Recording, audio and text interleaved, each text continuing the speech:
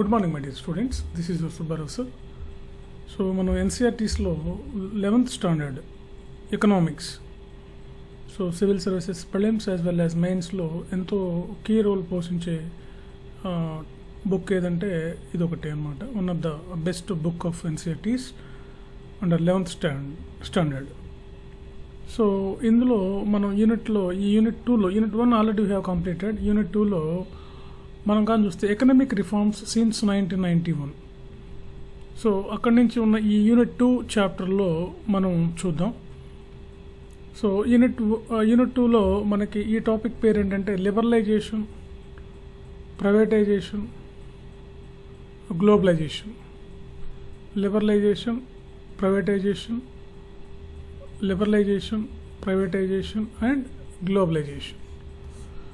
So ఇందులో మనం చూద్దాం అసలు లిబరలైజేషన్ ఏంటి, దాని అవసరం ఏంటి, దాని ఆవశ్యకత ఏంటి, దాని ఇంట్రడక్షన్ ఏంటి అని కానీ చూస్తే మనం 1980s కానీ చూస్తే India under crisis in economic crisis. India under economic crisis. దానికి సో మెనీ రీజన్స్ ఉన్నాయి. దానికి కారణం ఏంటంటే మనం దీని బ్యాక్గ్రౌండ్లోకి కానీ వెళ్ళినట్లయితే the financial crisis can be traced from the inefficient management of the Indian economy in the 1980s. 80sలో ఉన్నటువంటి చాలా సమస్యలు మనకి ఇది ప్రవేశపెట్టడానికి కారణమైంది. అదే ఎకనామిక్ రిఫార్మ్స్ ప్రవేశపెట్టడానికి కారణం ఎకనామిక్ క్రైసిస్, ఇన్ఫ్లేషన్, ద్రవ్యోల్బణం పెరగడం, తర్వాత బ్యాలెన్స్ ఆఫ్ పేమెంట్స్ చాలా తక్కువగా ఉండటం, ఫారెక్స్ రిజర్వ్స్, బ్యాలెన్స్ ఆఫ్ పేమెంట్స్లో ఉండే ఫారెక్స్ రిజర్వ్స్ అనేవి కూడా చాలా తక్కువగా ఉంటాం మనకి. ఇవన్నీ కూడా $1 బిలియన్ వరకు ఉండటం, ఇవన్నీ కూడా డెఫిసిట్ ఉంటాం మనకి. బ్యాంకుల్లో మనకి డెఫిసిట్ ఎకానమీ ఉంటాం, కరెంట్ అకౌంట్ ఎక్కువగా ఉంటాం. సో ఈ కారణాలన్నిటి చేత గవర్నమెంట్ ఆఫ్ ఇండియా అప్పటి ప్రధానమంత్రి అయినటువంటి పివి నరసింహారావు, అప్పటి ఆర్థిక మంత్రి అయినటువంటి మన్మోహన్ సింగ్, వీళ్ళు కలిసి ఎకనామిక్ రిఫార్మ్స్ మనకి స్టార్ట్ చేయడం జరిగింది. దీన్నే మనం ఏమంటామంటే గ్లోబలైజేషన్ లేదా ప్రైవేటైజేషన్, లిబరలైజేషన్ అంటున్నాం. సో దీన్ని ఆడమ్ స్మిత్ అనే ఎకానమిస్ట్, ఫస్ట్ కానీ మన బ్యాక్గ్రౌండ్కి వెళ్ళి చూస్తే ఆడమ్ స్మిత్ దీన్ని లైజీ ఫైర్ అనే ఒక థియరీ చెప్పడం జరిగింది. Laissez faire 18th century, end of the 18th centuryలో ఆ లైజీ ఫైర్ థియరీ అంటే ఏంటంటే ఫ్రీ ట్రేడ్ అగ్రిమెంట్ అని అర్థం. ఫ్రీ ట్రేడ్ అగ్రిమెంట్ అంటే ఏంటంటే the government involvement is less in economic activities of the economy. Government involvement అనేది చాలా తక్కువగా ఉంటాం, government role is very limited అనమాట. సో దాన్ని లైజీ ఫైర్ థియరీ లేదా ఫ్రీ ట్రేడ్ అగ్రిమెంట్ లేదా లిబరలైజేషన్ పాలసీ అంటారు. సో ఆ పాలసీని మనకు కానీ చూసినట్లయితే దాన్ని మనకు అప్పుడు ఇంట్రడ్యూస్ చేయడం జరిగిందనమాట.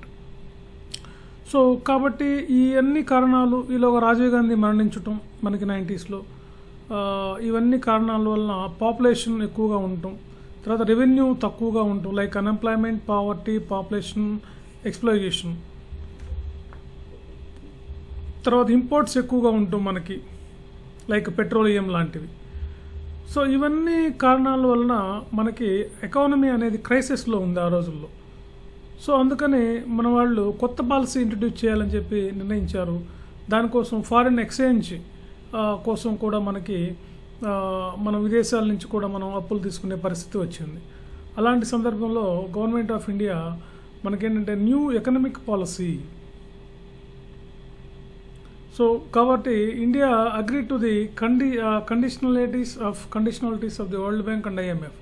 వరల్డ్ బ్యాంక్, IMFతో కలిసి భారతదేశం న్యూ ఎకనామిక్ పాలసీని ప్రవేశపెట్టాలని చెప్పి నిర్ణయించింది. అలా ప్రవేశపెట్టినటువంటి పాలసీనే మనకి ఏమంటామంటే మనం ఎకనామిక్ పాలసీస్ లేదా దీన్నే మనం ఎకనామిక్ రిఫార్మ్స్ అని కూడా అంటాం.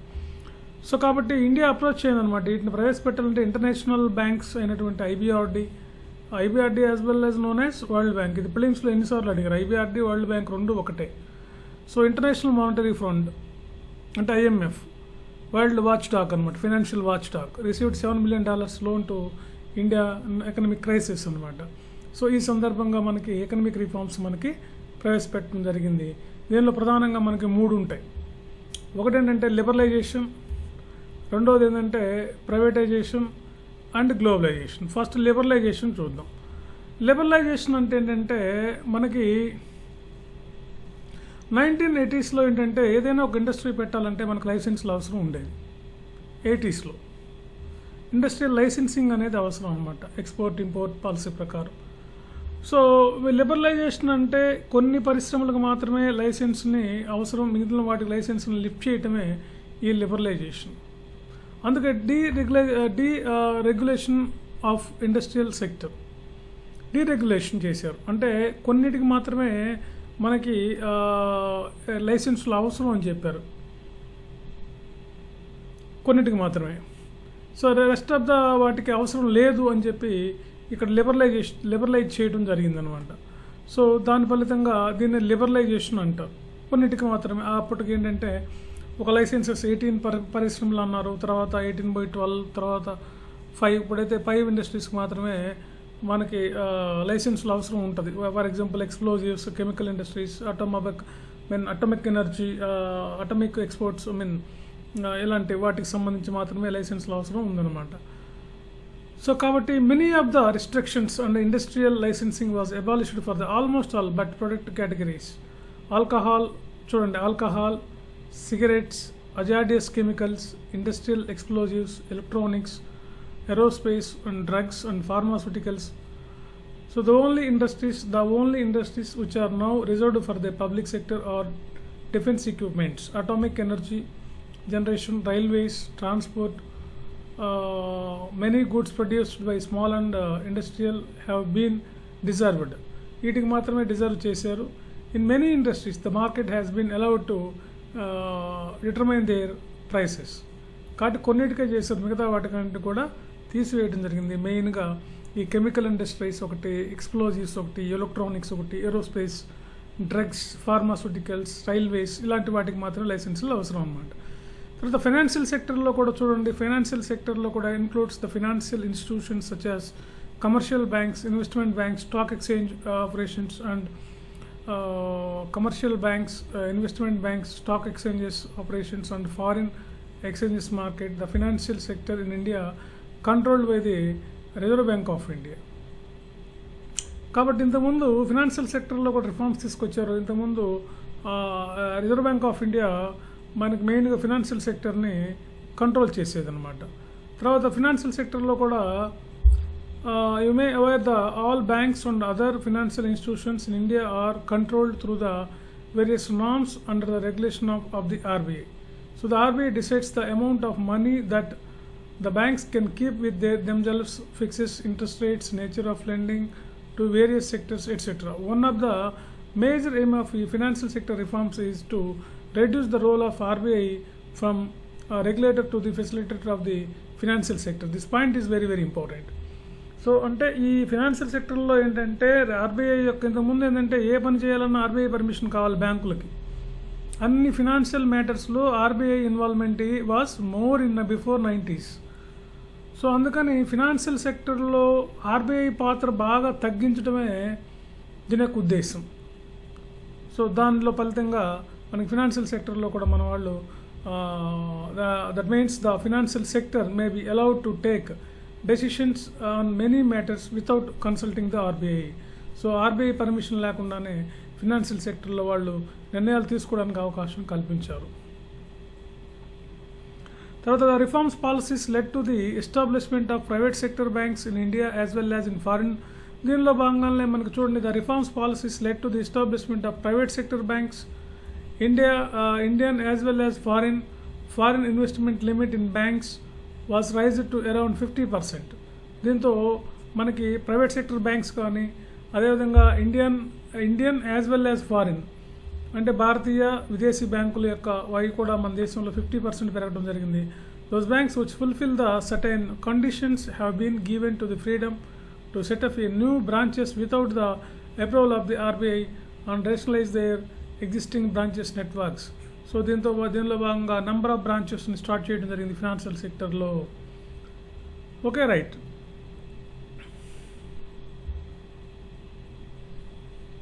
ఫైనల్గా ఆర్బీఐకి ఏం చేసి certain aspects have been retained with the RBI to safeguard the interests of the account holders and the nations.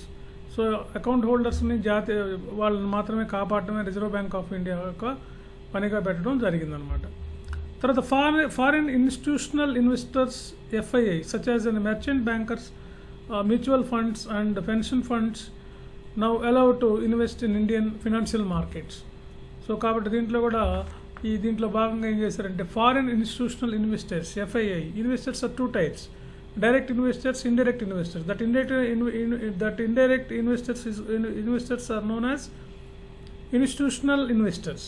వీళ్ళు ఫినాన్షియల్ సెక్టర్లో కానీ, మ్యూచువల్ ఫండ్స్లో కానీ, మర్చెంట్ వ్యాపార బ్యాంకుల్లో కానీ, ఈ ఫండ్స్లో కానీ పెట్టుబడి పెట్టేటట్టుగా తీసుకొచ్చారు. సో కాబట్టి ఇప్పుడు మనం ఇక్కడ రెండు చూస్తాం. ఇండస్ట్రియల్ సెక్టర్లో ఎట్లా రిఫార్మ్స్ వచ్చాయి, ఇండస్ట్రియల్ సెక్టర్లో లైసెన్సింగ్, డిలైసెన్సింగ్ చేయటం, కొన్నిటికి మాత్రమే లైసెన్సింగ్, అది ప్రైవేట్ సెక్టర్లో ఉండేవాటి, పబ్లిక్ సెక్టర్లో ఉండేవాటికి లైసెన్స్లు ఇవ్వడం జరిగింది. తర్వాత ఫినాన్షియల్ సెక్టర్లో RBI పాత్ర బాగా తగ్గించి బ్యాంకులు స్వతంత్రంగా వ్యవహరించడానికి ఫారిన్ బ్యాంకులు, ప్రైవేట్ బ్యాంకులు, ఇతర ఫినాన్షియల్ ఇన్స్టిట్యూషన్స్కి కావాల్సినటువంటి మెయిన్ సదుపాయాలు కల్పించి RBI కేవలం రక్షణ కల్పించే పాత్ర మాత్రమే పోషించే విధంగా మనం చేయడం జరిగింది. Clear? So these are all very very important questions in prelims point of view. Next come to the tax reforms. Tax reforms also concentrated with the reforms in the government taxation and public expenditure policies, which are in the collectively known as fiscal policy. So tax reforms lo main ga ee taxation nothing but fiscal policy. Fiscal policy is prepared by always central government to every year, nothing but a budget nothing but a fiscal policy. So indro 2 types untayi manaki, taxes or direct taxes, indirect taxes. So ఈ ట్యాక్సెస్లో కూడా చాలా మార్పులు తీసుకొచ్చారు. Since 1991 there has been a continuous reduction in the tax on individuals incomes. It was felt that high rates of income tax were an important reasons for the tax evasion. కాబట్టి దీంట్లో భాగంగా ఏం చేశారంటే ఆదాయ పన్నును బాగా తగ్గించారు. ఎందుకంటే పన్ను ఎందుకు ఎక్కువ మంది ఎగ్గొడతారంటే దాని పన్ను రేటు ఎక్కువగా ఉండటం వల్ల పన్ను ఎగ్గొట్టడానికి ప్రయత్నం చేస్తారు. సో నా వైడ్లీ యాక్సెప్టెడ్. ద గవర్నమెంట్ చూడండి అప్పటి నుంచి కూడా ఇన్కమ్ ట్యాక్స్ స్లాబ్స్ తగ్గించుకుంటూ వస్తూ ఉంది. అంటే ట్యాక్స్ రేట్ తగ్గించుకుంటూ వస్తుంది, స్లాబ్స్ పెంచి రేట్ తగ్గించుకుంటూ వస్తుంది. సో కాబట్టి మోడరేట్ ట్యాక్సెస్ని ఇంప్లిమెంట్ చేయడం జరుగుతుంది. మోడరేట్ రేట్స్ అని చెప్పొచ్చు. Income tax encourages the savings and voluntary disclosure of income. So మన ఇన్కమ్ ట్యాక్స్ రేట్ తగ్గించడం వల్ల ఏమవుతుందంటే మనం సేవింగ్స్ పెంచవచ్చు, దేశంలో పొదుపు పెరుగుతుంది, as well as disclosure of income, ఆదాయాన్ని వెల్లడించడం ప్రారంభం అవుతుంది. So finally the rate of corporation tax which was corporation tax on the corporation companies for very high earlier has been gradually reduced. So మనం 1980స్లో అంటే 1990స్కి ముందుగా చూస్తే కార్పొరేషన్ ట్యాక్స్ అనేది ఎక్కువగా ఉండేది. మనకి ఇన్కమ్ దీని నుంచి 26% వరకు ఉండేది ఆదాయం. ఇప్పుడు దాదాపుగా 15% to 16% పడిపోయింది ఇప్పుడు ప్రజెంట్. సో కాబట్టి ఇది ఎక్కువగా ఉండే, దీన్ని కూడా తగ్గించుకుంటూ వచ్చారు. So efforts have also been made to reform the indirect taxes. So taxes levied on the commodities in order to facilitate the establishment of a common national market for goods and commodities. Another component of reforms in this area is simplification. దీంట్లో పన్నులను బాగా సరళీకరించారు, చాలా పన్నులను merge చేశారు. మనకి దీంట్లో భాగంగా చాలా ఈజీగా చేయటం. Taxes levied on the commodities, వస్తువుల మీద. అదేవిధంగా establishment of a common national market for the goods and services, national మార్కెట్ని బేస్ చేసుకుని దాని మీద పన్ను వేయటం కూడా జరిగింది. Many simplified the rates and also ఈ విధంగా మనకి ఇండైరెక్ట్ ట్యాక్సెస్లో కూడా రేట్స్ బాగా తగ్గించి మనకి దీనిలో తీసుకొచ్చారు. తర్వాత foreign exchange reforms. The first important reform is the external sector was made in the foreign exchange market. Foreign exchange అంటే మన కరెన్సీని ఇంకో కరెన్సీతో ఎక్స్చేంజ్ చేయడాన్ని ఫారిన్ ఎక్స్చేంజ్ అంటారు. So as an immediate measure to resolve the balance of payment crisis. ఎందుకంటే మనం ఇందాక అనుకున్నాం బ్యాలెన్స్ ఆఫ్ పేమెంట్ క్రైసిస్ అనేది కూడా ఒక మేజర్ ప్రాబ్లమ్ అని. The rupee was devaluated against the foreign currencies. Devalued అంటే ఏంటంటే wantedly the government decreased the value of rupee compared to the world currency అన్నమాట. World currency nothing but the major currency is dollar అన్నమాట. డాలర్తో పోల్చినప్పుడు రూపాయి విలువను కానీ తగ్గించినట్లయితే దాన్ని devolution అంటారు, డివాల్యూషన్ ఆఫ్ రూపీ అంటారు. సో ఫారిన్ ఎక్స్చేంజ్ రిఫార్మ్స్లో మెయిన్గా ఏం చేశారంటే డివాల్యూషన్ ఆఫ్ రూపీ ఇన్ 1990స్లో 91లో మనకి చేయటం జరిగింది. This lead to the increases in the flow of foreign exchange. It also set to tone the free the determination of rupee value in the foreign exchange market from government control. దీనివల్ల ఏమైందంటే మనకి foreign exchange easy అవ్వటం, మనకి flow పెరగటం, మనకి దీనివల్ల ఎగుమతులు పెరగటం, ఇవన్నీ కూడా మనకు జరిగిందనమాట. సో ఈ విధంగా ఫినాన్షియల్ మార్కెట్ తర్వాత trade and investment policy reforms. So liberalization of trade and investment regime was initiated to increases the international competitiveness. So ఈ ట్రేడ్ పాలసీస్ ఏం చేసి అంటే మన అంతర్జాతీయంగా మన దేశంలో ఈ వ్యాపార రంగానికి పోటీ బాగా పెంచాయి. Of industrial productions and as well as in foreign investments and technology into the economy. దీని ఫలితంగా ఏంటంటే పోటీ పెరగడం కాక industrial production and also foreign investments technology మన ఆర్థిక వ్యవస్థలో ప్రవేశించాయి. The aim was also to promote the efficiency of the local industries and the adoption of modern technology.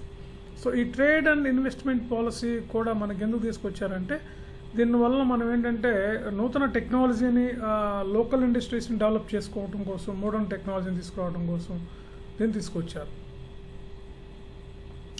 తర్వాత in order to protect the domestic industries, India was following a regime of quantitative restrictions on imports. This was encouraged through the tight control over the imports and by keeping the tariffs very high. So tariffs ante sunkalu annamata, పన్నులు over the imports and by the keeping very. ఈ కాలంలో మన భారతీయ పరిశ్రమలను మనం encourage చేయాలంటే ఏంటంటే foreign నుంచి వచ్చే గూడ్స్ మీద మనం టారిఫ్స్ కొంచెం ఎక్కువగా వేయాల్సి ఉంటుంది. These policies reduced the efficiency and competitiveness which led to the slow growth of manufacturing sector. The trade policy reforms aimed at one dismantling of quantitative restrictions. ఇంతకుముందు క్వాంటిటేటివ్ రిస్ట్రిక్షన్స్ ఉండేవి. దీని ఫలితంగా ఏంటంటే గవర్నమెంట్ ఇంపోర్ట్స్ దిగుమతుల మీద ఎక్కువగా పన్నులు వేయటం వల్ల మన ఆర్థిక వ్యవస్థలో మన పోటీతత్వం తగ్గిపోయి మన పరిశ్రమల్లో వృద్ధి రేటు తగ్గిపోయి, ముఖ్యంగా మ్యానుఫ్యాక్చరింగ్ సెక్టర్లో తయారీ రంగంలో గ్రోత్ రేటు బాగా తగ్గింది. అందుకని మన వాళ్ళు ఏం చేశారంటే దీనికి ట్రేడ్ పాలసీలో న్యూ పాలసీలో దీని యొక్క ఎయిమ్ ఏంటంటే dismantling the quantitative restrictions on the imports and exports. So వాటి మీద ఉన్నటువంటి పరిమాణాత్మక నియంత్రణను తొలగించడం, అదేవిధంగా టారిఫ్స్ రేట్స్ని తగ్గించడం, removal of licensing procedures for imports. తర్వాత import licensing was abolished. Import చేయడానికి లైసెన్సింగ్ తీసుకోవాలనే పద్ధతి ఉండేది, దాన్ని కూడా తీసేశారు మన, except in case of hazardous and environmentally sensitive industries తప్ప, except hazardous and environmentally sensitive industries. Quantitative restrictions on imports of manufactured consumer goods and agricultural products were also fully removed from April 2001. So April 2001 నాటికి మన వాళ్ళు quantitative restrictions on imports of manufactured consumer గూడ్స్లో కానీ agriculture ప్రొడక్ట్స్లో కానీ lift చేయడం జరిగింది. తర్వాత export duties have been removed to increase the competitive position of India goods in the international market. So export duties కూడా మన వాళ్ళు అంటే ఎగుమతి సుంకాలు అంటారు, ఎగుమతి పన్నులు, వీటిని కూడా తీసివేయడం ద్వారా మనం దాని మీద మనకి బాగా ఉపయోగపడింది. దానివల్ల మన ఎగుమతులు బాగా పెరగడానికి అవకాశం ఏర్పడింది. సో దిస్ ఈజ్ ద లిబరలైజేషన్లో మనకి ఈ విధంగా ఉన్నాయి. గ్లోబలైజేషన్ ఫస్ట్ మనం లిబరలైజేషన్ గురించి చేసాం.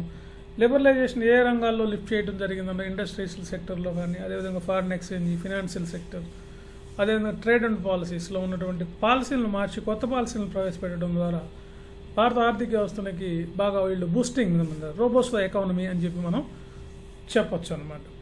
సో చూడండి దీని మీద క్వశ్చన్స్ ఎలా రావచ్చో చూడండి. Give an example each nationalised bank, private bank and foreign bank, FI and mutual funds. వీటికి నేషనల్ బ్యాంక్ ఏంటి? For example national bank SBI, private bank ICICI, private foreign banks కానీ మనం కానీ చూసినట్లయితే ఫర్ ఎగ్జాంపుల్ మనకి ఉన్నటువంటి చాలా బ్యాంక్స్ ఉన్నాయి మనకి. ఎస్ బ్యాంక్ కానీ, Axis, Yes Bank etcetera. FII అంటే ఇన్స్టిట్యూషనల్ ఇన్వెస్ట్మెంట్స్ ఏంటి, మ్యూచువల్ ఫండ్స్ ఏంటో మీకు తెలిసినవి. So visit a bank in your locality with your parents. Okay, ఇది ఎన్సీఆర్టీ పిల్లలకి ఇచ్చిన క్వశ్చన్స్ కాబట్టి మనకి అయ్యే అవసరం లేదు. So privatization, next topic is privatization. So definitely expect one question on prelims, one question from mains under this topic, privatization. So what is the privatization? It implies the shedding of the ownership or management of a government-owned enterprises. The government companies can be converted into the private companies in two ways: by withdrawal of the government from the ownership and management of the public sector companies, and by the sale of the public sector companies. Privatization అంటే ఏంటంటే government తన వాటాని అమ్ముకోవటము లేదా తన వాటాని తన యొక్క కంపెనీస్కి రెండు పద్ధతులు ఉంటాయి: by withdrawal of the government from the ownership and management of public sector companies, and second one is and to sale of the public sector companies. వీటిని ప్రైవేట్ రంగం వాళ్ళకి అమ్మివేయడాన్ని మనం ఏమంటామంటే withdrawal of the government from ownership and management of public sector companies, or by outright sale of public sector companies. వీటిని అమ్మివేయడాన్ని మనం privatisation అంటారు. సింపుల్గా చెప్పాలంటే the government can sale their companies to the private sector. అమ్మటాన్ని మనం ఇక్కడ అంటే for example ఇప్పుడు మనం చాలా కంపెనీస్ అమ్మారు, అవన్నీ మీకు తెలిసినవే. Privatization of the public sector undertaking is selling of part of the equity of PSU to the public is known as disinvestment. ఇక్కడ మన ప్రైవేటైజేషన్కి డిజిన్వెస్ట్మెంట్కి ఒక తేడా ఉందన్నమాట. ప్రైవేటైజేషన్ అంటే దాని వాటాను అమ్ముకోవడం లేదా కంపెనీస్ అమ్మేయటం ఉంటుంది. ఇక్కడ ఏంటంటే మనకు డిజిన్వెస్ట్మెంట్ అంటే privatisation of the public sector undertakings by selling of a part of the equity of PSEs to the public is known as disinvestment.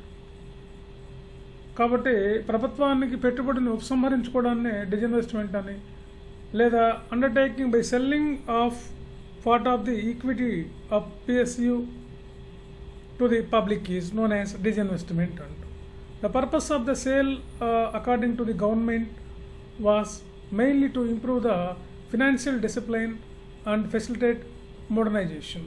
It was also emphasized that private capital and managerial capabilities could be effectively utilized to improve the performance of the public sector units. అంటే ప్రభుత్వ రంగ పరిశ్రమల్లో లాభాలు వస్తున్న పరిశ్రమల్లో కానీ పూర్తిగా నష్టాలు వస్తున్న పరిశ్రమల్లో కానీ ప్రభుత్వం తన వాటాను పబ్లిక్ అమ్మివేయడాన్ని డిజిన్వెస్ట్మెంట్ అంటారు, లేదా తన పెట్టుబడిని ఉపసంహరించుకోవడం, అది పెట్టుబడి పెట్టకుండా ఉంటానే అంటారు. దీని యొక్క ప్రధాన ఉద్దేశం ఏంటంటే financial discipline and facilitate the modernization, అంటే ఆర్థిక క్రమశిక్షణ కోసం అండ్ ఫెసిలిటేట్ ద మోడర్నైజేషన్, ఆధునీకరించడం కోసం. It was also emphasized that the private capital and managerial capabilities could be effectively utilized to improve their performance of the public sector units. So ఇంకా దీంతో పాటు దీని యొక్క ఉద్దేశం ఏంటంటే ప్రైవేట్ రంగంలో ప్రైవేట్ క్యాపిటల్ని పెంచడం, అదేవిధంగా మేనేజరల్ కేపబిలిటీస్ ఎఫెక్టివ్గా పెంచడం, అదేవిధంగా improve the performance of the public sector undertakings. So దీనిలో భాగంగా మనకి ఈ ప్రైవేటైజేషన్ అనే కాన్సెప్ట్ తీసుకురావడం, దాంట్లో భాగంగానే మనకి నవరత్న అనే కాన్సెప్ట్ తీసుకురావడం జరిగింది. సో యాక్చువల్లీ ఇది నవరత్న, ఇది means the 9 jewels in the imperial court of King Vikramaditya, who were the eminent persons of excellence in the fields of the literature and knowledge. యాక్చువల్గా ఈ కాన్సెప్ట్ ఫేమస్ నవరత్న అనే కాన్సెప్ట్ని మనకి హిస్టారికల్ బ్యాక్గ్రౌండ్తో ఈ 9 jewels అనే కాన్సెప్ట్ని imperial court of king Vikramaditya రెండవ చంద్రగుప్తుడి కాలంలో ఉన్నటువంటిది ఏమిటి కాన్సెప్ట్, గుప్తుల కాలం నుంచి ఉన్నటువంటి కాన్సెప్ట్ తీసుకొని దీన్ని 1996లో ఈ పరిశ్రమలకు ఇది ఇవ్వటం జరిగింది. So in order to improve the efficiency, దీని యొక్క ఉద్దేశం ఏంటి అంటారు Navratna, efficiency, improve the efficiency, increase the professionalism and enable them to compete more effectively in the liberalised global environment. ఈ నవరత్న యొక్క మెయిన్ ఉద్దేశం ఏంటంటే పరిశ్రమల యొక్క సామర్థ్యాన్ని, దాని ప్రొఫెషనలిజం, వృత్తి నైపుణ్యాన్ని, and enable to the improve the more effectively in the liberalized and global environment. అంటే ఈ గ్లోబల్ ప్రపంచంలో అంటే ప్రపంచ స్థాయి సంస్థలుగా వీటిని తీర్చిదిద్దడం. The government chose the 9 PSUs, declared them as Navaratnas in 1996.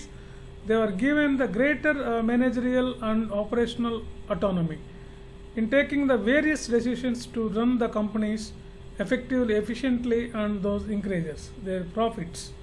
So కాబట్టి 9 కంపెనీస్ని 9 PSUని సెలెక్ట్ చేయడం జరిగింది. సో వేరియస్ అంటే ఇక్కడ ఈ కంపెనీలో డెసిషన్స్ కానీ ఆ కంపెనీల యొక్క బాధ్యత రన్ బాధ్యత కానీ కంపెనీల మెయింటెనెన్స్ కానీ ఎంప్లాయ్మెంట్ కానీ ఇవంతా కూడా ఆ కంపెనీలే చూసుకుంటాయి. ప్రభుత్వం ఇన్వాల్వ్మెంట్ అనేది చాలా తక్కువ ఉంటుంది ఇందులో.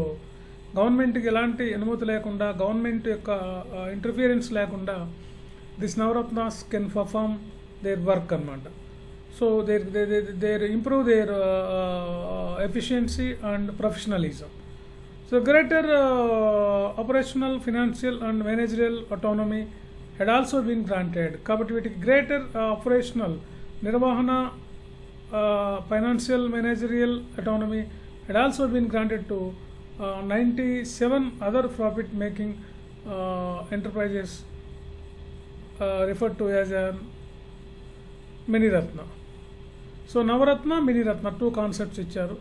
The first set of Navaratna companies including Indian Oil Corporation, Bharat Petrol, BPCL, HPCL, ONGC, Steel Authority of India Limited. ఇవన్నీ ఇప్పుడు మనకి మళ్ళీ 2010లో మనకి మహారత్న కాన్సెప్ట్ తీసుకొచ్చారు కాబట్టి అట్లా మహారత్న వచ్చాయి. సో ఇక్కడ there are 3 అనమాట. ఒక ఏంటంటే first Navaratna, second one concept is Maharatna Miniratna, third one is Maharatna. So the highest one is Maharatna, second highest one is Navaratna, third Miniratna. Again Miniratna 2 types, Miniratna 1, Miniratna 2. ఇది present ఈ నవరత్న కాన్సెప్ట్లో ఉన్నటువంటి classification. Okay, later will discuss about this Navaratna Maharatna, it limit ఏంటి, ఎంత పెట్టుబడి ఉండాలి, ఎంత ఉండాలి అనేది మనం క్లాసులో తెలుసుకుంటాం. Okay, so the government envisaged the privatization could provide the strong impetus to the inflow of FDI. Privatization వల్ల మనకి ఇంకొక అడ్వాంటేజ్ ఏంటంటే FDIలు పెరుగుతాయి. The government also made attempts to improve the efficiency of PSUs by giving them autonomy in the taking of managerial decisions. Managerial decisions తీసుకోవడానికి అవకాశం ఉంటుంది. For instance, some PSUs have been granted a special status, Navaratnas and Miniratnas. Okay, మేము ఇప్పుడు అనుకున్నవి. Okay, right.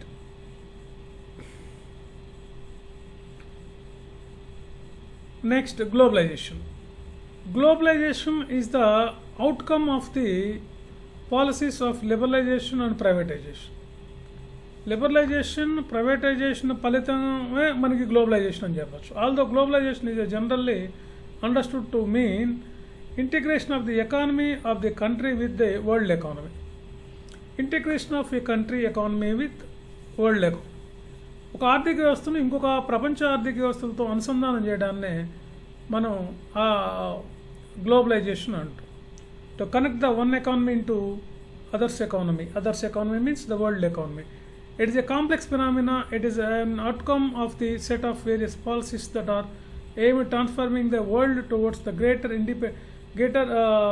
interdependence and integration. It involves the creation of network activities transcending economic and social geographical boundaries. Economic and social geographical boundaries. The globalization attempts to establish a link in such a way that the happening in the India can be influenced by even happening miles away. It is turning the world into the whole or creating a borderless world. So ప్రపంచంలో సరిహద్దులు లేనటువంటి ఆర్థిక వ్యవస్థను ఏర్పాటు చేయటం.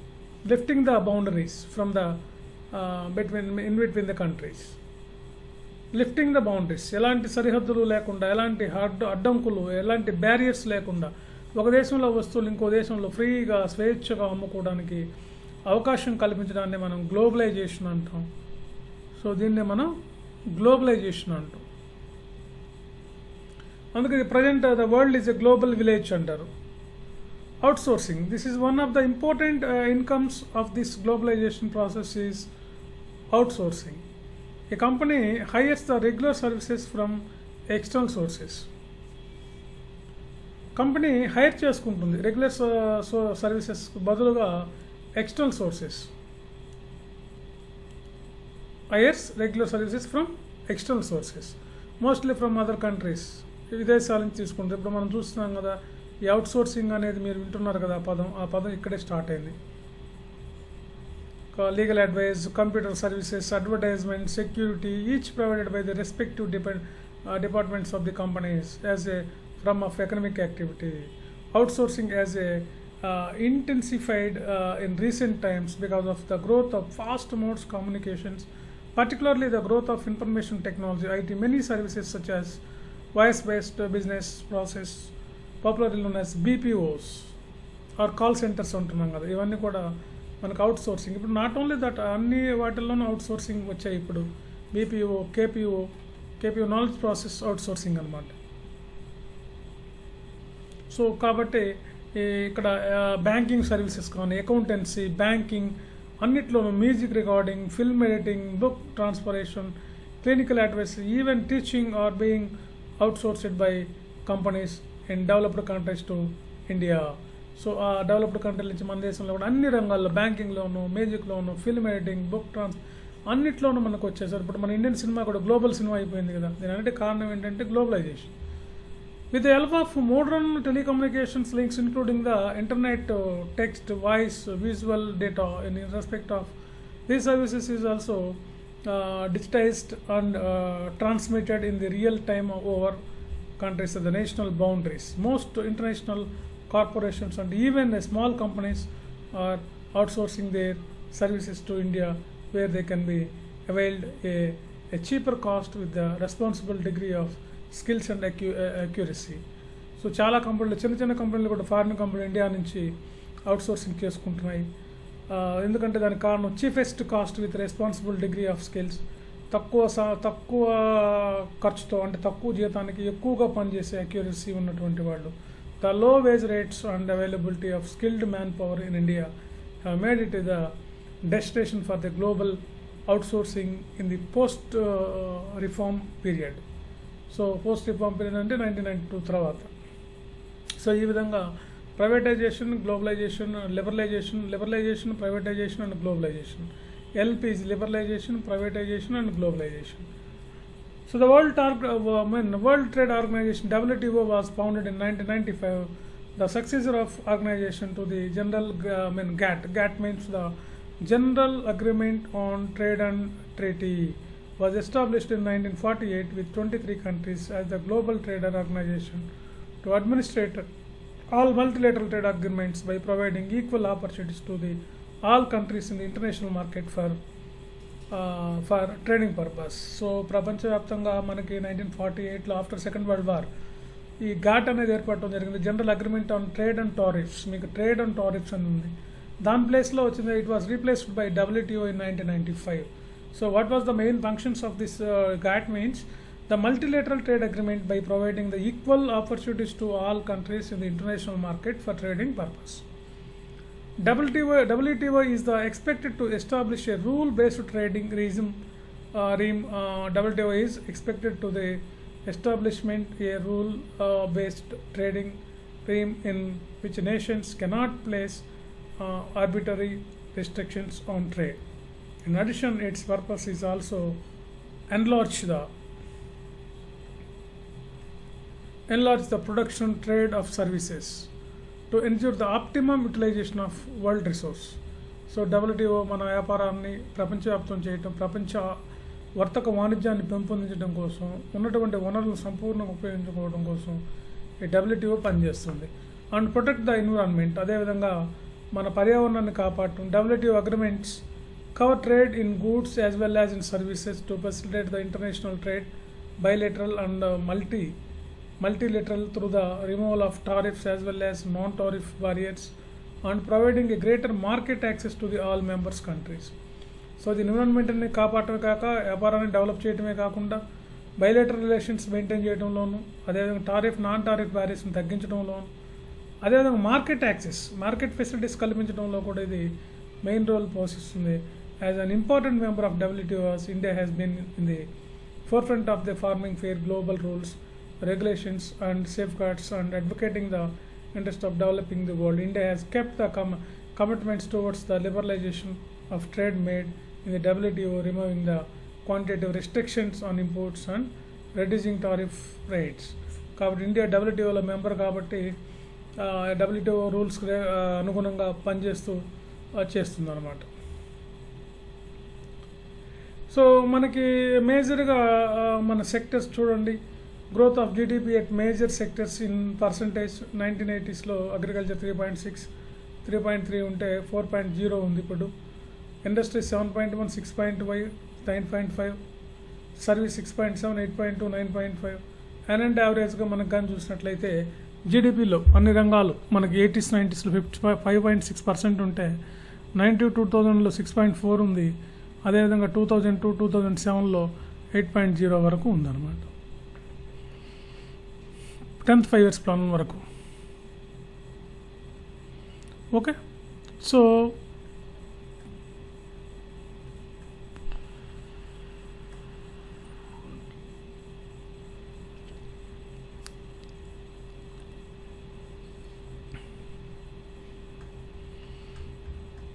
మనం ఈ విధంగా LPG పాలసీని మనం చూడటం జరుగుతుంది. సో నెక్స్ట్ ఏంటంటే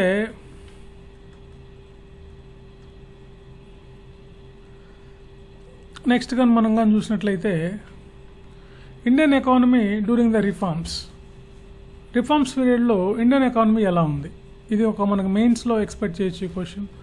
as well as prelims, general ఎస్సేలో కూడా ఇలాంటి క్వశ్చన్స్ అడుగుతారు. Reform process has been completed 1.5 decades since it was introduction. So let us now look at the performance of the Indian economy during the period of Indian economy. The growth of Indian economy is measured by the GDP. Look at the table 3.1లో ఉంది కదా, ఇట్లా అనమాట. మనకి ఏ విధంగా economic reforms పీరియడ్లో మనకి ఏ విధంగా పెరిగిందో చూడండి. అగ్రికల్చర్ 4.0 అవుతుంది, 6.5 to 9.5, 8.2, 9.1, 6.4 to 8.0. 1980s, 90sలో ఇలా ఉన్నటువంటి మన ఎకానమీ మన 8.0 వరకు మనకి పెరిగింది. కాబట్టి రిఫార్మ్స్ పీరియడ్ మనకి 8% వరకు 2002లో has been projected to the GDP growth rate at 8%. In order to achieve the such as high growth rate, the agriculture, industries and service sector have to growth rate of 4, 9.5 and 9.1 percentage points respectively. However, అంటే మనకి వ్యవసాయము, సేవా రంగము, అదేవిధంగా మనకి పారిశ్రామిక రంగాల్లో కూడా గొప్ప వృద్ధిని మనం కనపరిచాము ఈ పీరియడ్లో అని చెప్పి మనం చెప్పొచ్చు. Investment and foreign exchange reserves, the foreign investment and which includes the foreign direct investment, FDIs increased from about $100 millions in 1991 to 150 in 2003-4. There has been an increases in the foreign exchange reserves from about $6 billion in 1991 to $125 billion in 2004 and 5. కాబట్టి మనకి foreign direct investments పెరిగాయి. అదేవిధంగా in order to reforms process has been widely criticized for being able to address some of the basic problems facing our economy, especially in the areas of employment, agriculture, industries, infrastructure development and fiscal management. So కొన్ని రంగాల్లో ఇది India కొంచెం మనకి IT software and textiles, successful exports, auto parts కానీ, engineering goods and IT software, textiles. So as well as rising prices have also been kept under the control. కొన్ని రంగాల్లో బాగా performance వచ్చినప్పటికి కూడా ఈ ఎకనామిక్ రిఫార్మ్స్ కొన్ని మనకి కొంత క్రిటిసిజం కూడా మనకి వచ్చిందని చెప్పొచ్చు, క్రిటిసైజ్ చేశారని. సో మెయిన్గా అది ఎంప్లాయ్మెంట్ ప్రొవైడ్ చేయడంలోనూ, వ్యవసాయము, పరిశ్రమలు, ఇన్ఫ్రాస్ట్రక్చర్ డెవలప్మెంట్ అండ్ ఫిజికల్ పాలసీస్లో ఇది మనకి కాస్త అనుకున్నంత మేర సాధించలేకపోయిందని చెప్పి ఎకానమిస్టులు చెప్తున్నారు. So GDP growth rate has been increased in the reform period. The scholars point out that the reforms-led growth has not generated a sufficient employment. ఆర్థికవేత్తలు ఏం చెప్తున్నారంటే రిఫార్మ్స్ పీరియడ్లో గ్రోత్ రేట్ పెరిగింది కానీ మనం అనుకున్నంత స్థాయిలో పెరగలేదు, ఎంప్లాయ్మెంట్ అయితే పెరగలేదు, గ్రోత్ అయితే పెరిగింది కానీ ఎంప్లాయ్మెంట్ పెరగలేదని ఆర్థికవేత్తలు మనకి చెప్పడం జరిగింది. So opportunities in the country, you will study in the link between different aspects of the employment and growth in the next unit. So next తెలుసుకుంటాం. కాబట్టి ఎంప్లాయ్మెంట్ మనం సరిపడినంత ఇవ్వలేకపోయాం ఉంటుంది. అదేవిధంగా రిఫార్మ్స్ టైంలో agriculture reforms have not been able to benefit the agriculture. Growth rate has been decreasing అనమాట. Public investment in agriculture sector, especially infrastructure, which includes the irrigation, power, roads, market linkages, and such and extension, which played a crucial role in the Green Revolution, has been reduced in the reform period. Reform period lo agriculture infrastructure gaani, irrigation, power, roads, Green Revolution it మీద పెద్దగా concentration చేయలేదు. అదేవిధంగా further the removal of fertiliser subsidies has led to the increases in the cost of production. ఈ removal of the fertiliser subsidies ఇవన్నీ తగ్గించడం వలన కూడా WTO వాళ్ళు మనకేంటంటే ఈ కాస్ట్ పెరిగి మన వ్యవసాయం నష్టం జరిగింది అంటున్నారు. Mainly the small and marginal farmers. Moreover the sins commencement of WTO, the sector has been experiencing a number of policy changes such as reduction in the import duties on agriculture products, removal of minimum support prices, and lifting the quantitative restrictions on the agricultural products. They have adversely affected the Indian farmers. So మనకి minimum support ప్రైసెస్ని తగ్గించడం, తర్వాత lifting the quantitative restrictions అన్నాం మనం agriculture products మీద తగ్గించడం, ఇవన్నీ కూడా మన రైతులను బాగా దెబ్బతీశాయి. ఇప్పటికీ దాని ప్రభావం ఇంకా కనిపెడుతుంది. ఇంటర్నేషనల్ కాంపిటీషన్ మన రైతు అందుకోలేకపోయాడని చెప్తుంది. Moreover, because of the export-oriented policy strategies in agriculture, there has been a shift from production for the domestic market towards the production of the export market, focusing on the cash crops in the lieu of production of food grains. So అదేవిధంగా అగ్రికల్చర్లో మంచి strategies ఉపయోగించకపోవడం, domestic market towards the production for the export. Indian అగ్రికల్చర్కి international markets లేకపోవడం, domestic markets ఉండటం, అదేవిధంగా cash crops మీద మనం కాన్సన్ట్రేట్ చేయడం in the lieu of production of food grains. ఆహార పంటలు తగ్గించడం వల్ల కొన్ని రకాల పంటలకు ధరలు పెరిగి కొన్ని రకాల పంటలకు స్కేర్సిటీ ఏర్పడుతుంది. మొత్తం మీద వ్యవసాయాన్ని మనం నెగ్లెక్ట్ చేసామని చెప్పవచ్చు. Reforms in industries. Industrial growth has also recorded as a slow down. చాలా తక్కువగా రికార్డ్ అవుతుంది because of the decreasing the demand of industrial products due to the various reasons such as the cheaper imports, inadequate investment in infrastructure. In globalized world, developing countries are compelled to open up the economies to greater than flow of goods and capital from developed countries. So industrial సెక్టర్లో కూడా ఇన్ఫ్రాస్ట్రక్చర్ని neglect చేయడం, inadequate investment పెట్టుబడులు చాలా తక్కువగా ఉండటం, అందువల్ల చీపర్గా మనం తయారు చేసే వస్తువుల కన్నా విదేశాల నుంచి దిగుమతి చేసుకునే వస్తువులు చీప్గా ఉండటం వల్ల మనం ఏం చేస్తున్నామంటే ఇంపోర్ట్ చేసుకుంటున్నాం. కాబట్టి పారిశ్రామిక రంగం కూడా కొన్ని దెబ్బతిన్నాయి. So industries vulnerable to the imported goods. Cheaper import goods have that is replaced the demand for the domestic goods. Domestic manufacturing or the facing competition from imports. The infrastructure facilitates, including the power supply, have remained inadequate due to a lack of investment in globalization.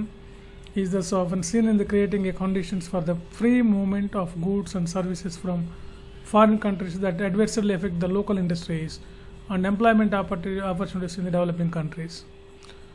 So కాబట్టి globalization వల్ల కూడా మనకి free movement of goods and services, విదేశాల నుంచి మనకి చాలా free అంటే తక్కువ ధరకి వస్తువులు ఇండియాలోకి రావటం వలన ఇక్కడ స్వదేశీ పరిశ్రమలు ఇవన్నీ కూడా మనకి బాగా దెబ్బతిన్నాయి.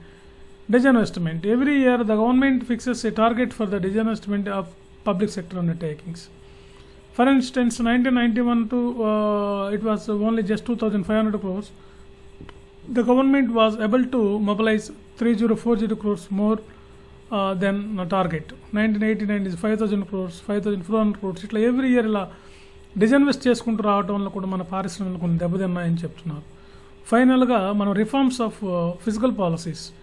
Economic reforms have placed limits on the growth of public expenditure, especially in social sector. The tax reductions in the reform period aimed at yielding the larger revenue and curb tax evasion have not resulted in the increases in the tax revenue for the government. Also, reforms policies involving the tariff reduction have curtailed the scope of rising revenue through the customs duties. In order to attract the foreign investment, tax incentives were provided to the foreign investors, which further reduce the investors as well as in scope of raising the tax revenues. This has negative impact on the developmental and welfare expenditure. So మన వాళ్ళు ఈ టారిఫ్లో ఈ reduction tax తగ్గించడం వల్ల social sector neglect చేయడం జరిగింది. Income తగ్గింది కాబట్టి మన వాళ్ళు సోషల్ సెక్టర్ డెవలప్ చేయడం మానవేశారు. అందువల్ల సోషల్ సెక్టర్ వెనకబడిపోయిందని చెప్పి ఆర్థికవేత్తలు చెప్తున్నారు. ఏదేమైనప్పటికీ the process of globalization through the liberalization and privatization policies has produced a positive as well as negative result both for India and other countries.